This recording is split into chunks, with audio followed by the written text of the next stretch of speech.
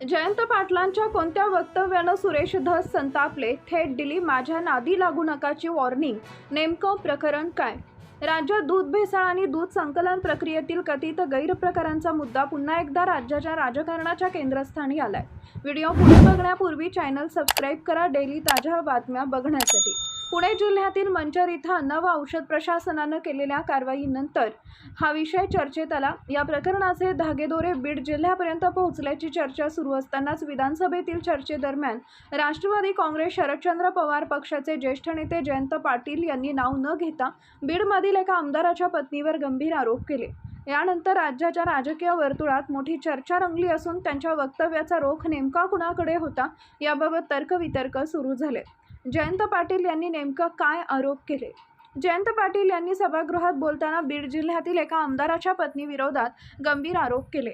त्यांच्या मते संबंधित महिला डेअरी चालक आणि दूध संकलन करणाऱ्या संस्थांवर दबाव टाकत असल्याच्या तक्रारी समोर येतात. तसेच मोठ्या दूध प्रक्रिया कंपन्यांनाही निकृष्ट दर्जाचे दूध स्वीकारण्यासाठी दमदाटी केली जात असल्याचे आरोप त्यांनी केले. याचबरोबर या संपूर्ण प्रकरणाची निष्पक्ष चौकशी करून सत्य जनतेसमोर आणावे अशी मागणी त्यांनी सरकारकडे केली. माध्यमांवर दबाव टाकला जात असल्याचा मुद्दाही जयंत पाटील यांनी उपस्थित केला. संबंधित प्रकरणाची बातमी प्रसिद्ध करणाऱ्या एका माध्यम संस्थेला धमक्या दिल्या जात असल्याचे, तसेच संबंधित आमदाराची पत्नी संपादकांना थेट फोन करून दबाव आणत असल्याचा ऐकिवात असल्याचा दावा त्यांनी केला. ही बाब अभिव्यक्ती स्वातंत्र्यासाठी गंभीर असल्याचंही त्यांनी नमूद केले. त्यांनी मुख्यमंत्री देवेंद्र फडणवीस यांच्याकडे या संपूर्ण प्रकरणाची सखोल चौकशी करण्याची मागणी करत संबंधित व्यक्ती कोण आहे आणि ती कोणत्या आमदाराची पत्नी आहे हे सरकारनं स्पष्ट करावं अशी अपेक्षा व्यक्त केली. मात्र त्यांनी कोणत्याही आमदाराचे किंवा त्यांच्या पत्नीचं नाव सभागृहात घेतलं नाही. जयंत पाटील यांच्या या आरोपानंतर भाजप आमदार सुरेश धस यांनी अत्यंत आक्रमक भूमिका घेत थेट प्रत्युत्तर दिले. बीडमधील मच्छिंद्रनाथ गड इथं माध्यमांशी संवाद साधताना त्यांनी जयंत पाटलांना जाहीर इशारा दिला. सुरेश धस म्हणाले, जयंत पाटील यांनी माझ्या नादी लागू नये. मी सहज डिवचायचा माणूस नाहीये. मी जर उलटा फिरलो तर तुम्हाला सुद्धा नीट सोडणार नाही. तुमची दादागिरी आणि नौटंकी तिकडे चालवायची, इकडे बीडमध्ये नाही. यानंतर आणखी टीका करत म्हटले, तुम्हाला पाहून बाकीचे लोक गप्प बसत असतील, पण आम्ही गप्प बसणार नाही. देवानं तुम्हाला जेवढं डोकं दिलंय त्यापेक्षा 1% आमच्या देवानं आम्हाला जास्त डोकं दिलंय. तुम्ही आमच्या भागात येऊन आम्हाला डिवचण्याचं काम करताय, मग आम्हीही तुमच्या भागात येऊन तुम्हाला डिवचू. जयंत पाटलांना उत्तर देताना सुरेश धस यांनी महाविकास आघाडी सरकारच्या काळातील जलसंपदा विभागावर देखील निशाणा साधला. ते म्हणाले, मग या सरकारच्या काळात कोण जलसंपदा मंत्री होते ज्यांच्या कालावधीत जिओ टँकिंगचा GR काढला गेला आणि त्याच्या नावाखाली संपूर्ण महाराष्ट्राची मोठी लूट झाली.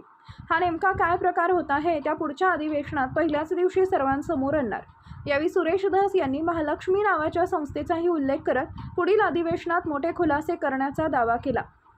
धस म्हणाले, महालक्ष्मी सारखी संस्था नेमकी कोणाची आहे? त्याचे रजिस्ट्रेशन कोणाच्या नावावर आहे? त्या संस्थेमध्ये कोणाचा किती वाटा आहे आणि तिचे डायरेक्टर कोण आहेत? ही सगळी माहिती आणि कुंडली मी अधिवेशनाच्या पहिल्याच दिवशी बाहेर काढणार असा इशारा देखील त्यांनी दिला. जयंत पाटील यांनी जावई शोध लावलाय. मी सभागृहात नव्हतो, बाहेर होतो. मी अध्यक्षांना परवानगी मागितली पण मला परवानगी दिली नाही. त्यांनी असा कयास मांडला की तुकाराम मुंडे यांनी पुण्यात बैठक घेतली होती. त्या बैठकीत मोठ्या पावडर ब्रँडचा व्यक्ती असं म्हणाला की सुरेश धस यांची पत्नी दम वगैरे असं त्यांनी सांगितले. आमचा धंदा कोणाला दम द्यायचा नाहीये. माझा असेल पण माझ्या पत्नीचा नाही. आमचं 15 वर्षापासून त्या संभाव्य प्लांटला दूध नाही. आमच्या स्थानिक विरोधकांचे दूध मात्र तिकडं जातं. मग विरोधी प्लांटवाल्यांच्या कुणीतरी सौभाग्यवती किंवा कोणी फोन केला असेल. आमचं फक्त नेसले व मदर डेअरी यांनाच दूध जातं.